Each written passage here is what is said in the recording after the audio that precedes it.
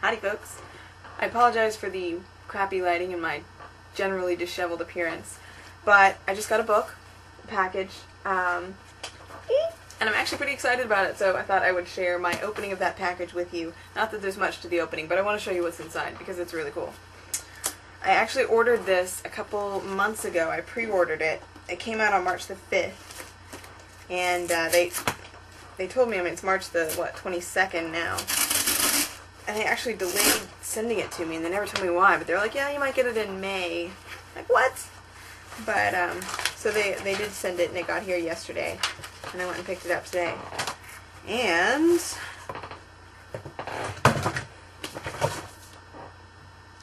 that? It's the book I Am a Strange Loop by Douglas Hofstadter. If you don't know who Douglas Hofstadter is, he is basically the guy who wrote this book, Gödel, Escher, Bach, which is probably my favorite book in the entire world. This book is incredible. I mean, it is a phenomenal, phenomenal book. I would highly recommend it to anyone. It's difficult to describe exactly what GEB is about. I mean, from the title, Gödel, Escher, Bach, it's about math, art, and music, and the connections between them. But I mean, I've seen that done kind of in a superficial way, but this is a lot deeper than that. It talks about, well, here's what it says about itself. A metaphorical fugue on minds and machines in the spirit of Lewis Carroll. So that's a pretty good description of what it is. It's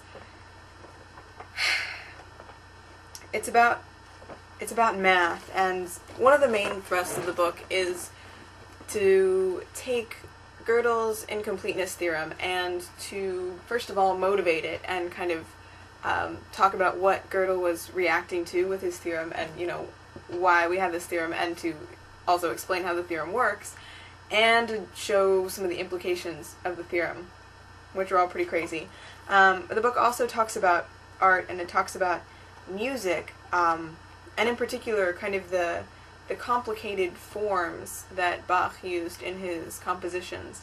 It actually demonstrates these through very clever wordplay. It's one of the things I love the most about the book. It's not a light read at all. It's like 700 pages and reasonably dense, but it's very clever. I mean, sometimes it's almost pompously clever. Like, it's very proud of itself for its cleverness, but it's so good. It's so well done. I mean, I love words and language, and it's amazing. The way the book is structured, there are 30-40 chapters, and each one is preceded by a dialogue, which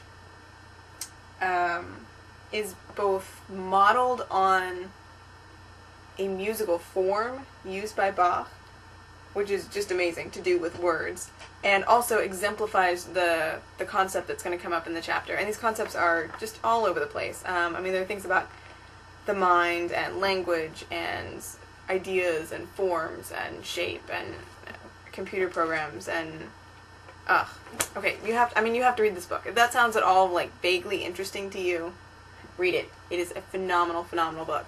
And it won the Pulitzer Prize. I didn't actually know that till just now, but there we go, Pulitzer Prize. Amazing, amazing book. I actually have a couple of other Hofstadter books. I have a whole shelf in my small bookshelf devoted to his books because they are large, and I have a few of them. As for who he is, if you've never heard of him, he is a cognitive scientist, which I guess doesn't exactly describe all of what he does, but he's, you know, sort of an academic type person. I'm not sure where he is. Indiana University, maybe? University of Indiana? Something like that. I have this book, Metamagical Themas, which is a collection of his columns that used to appear in Scientific American by the same name. Quite a few columns, as you can see. He took this column over from the amazing Martin Gardner.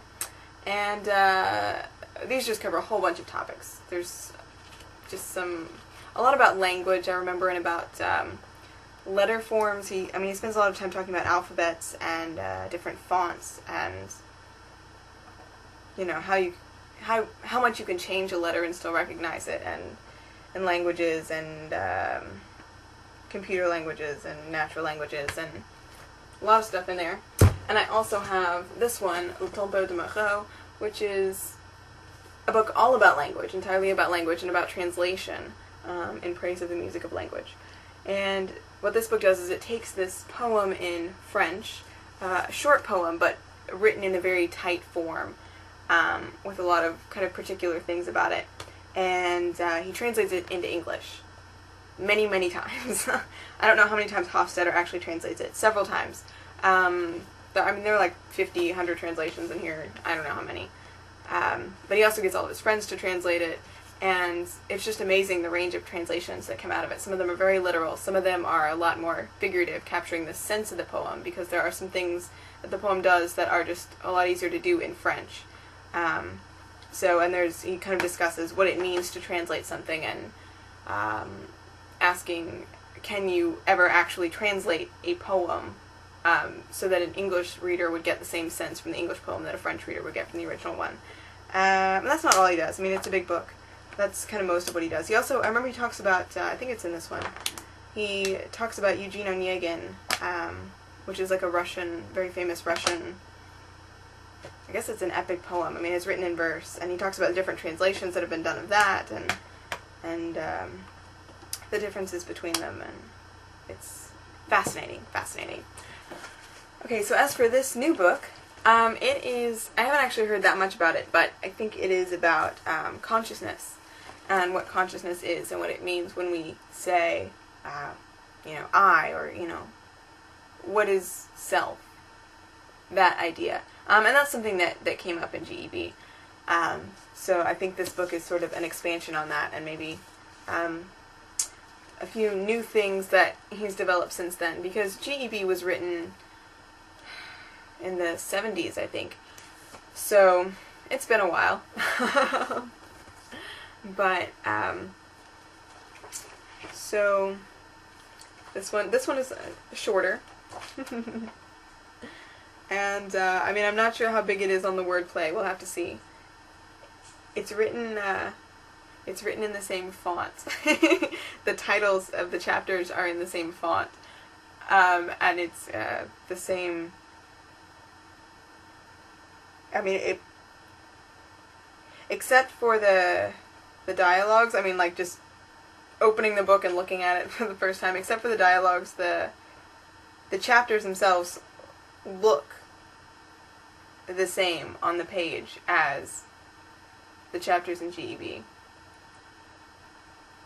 I really like that. I don't know. It just makes me feel all warm and fuzzy inside. I'm like, oh, I remember that. I remember that font. I don't even know what it's called, but I like it.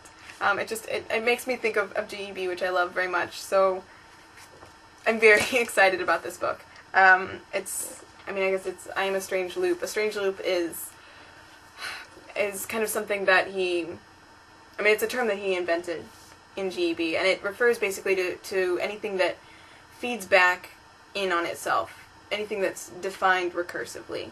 I think that's kind of a more specific definition than that, but that's kind of the idea. So that's what the picture is. It's kind of when you, I'm not sure if that's exactly what the picture is, but the idea is like when you take a video camera and point it at the screen and you see, it feeds back on itself. It sees what it's filming and yada yada, and all sorts of crazy things come out of that. And that's actually where Gödel's incompleteness theorem comes out of.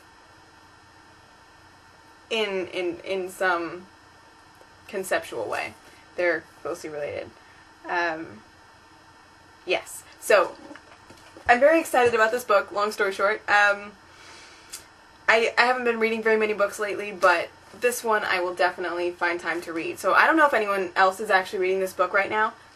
If you're going to read any Hofstadter, I would recommend starting with GEB, honestly. I mean, that one is, I don't know how good this book is. I mean, I'm sure it's awesome, but that one is wow. Wow, wow, wow. It will blow your mind.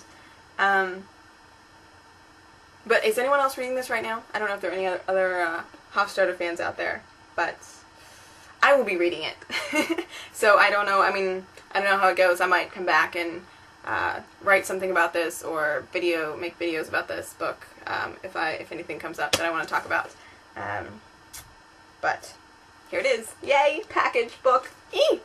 I'm excited. Bye, kids.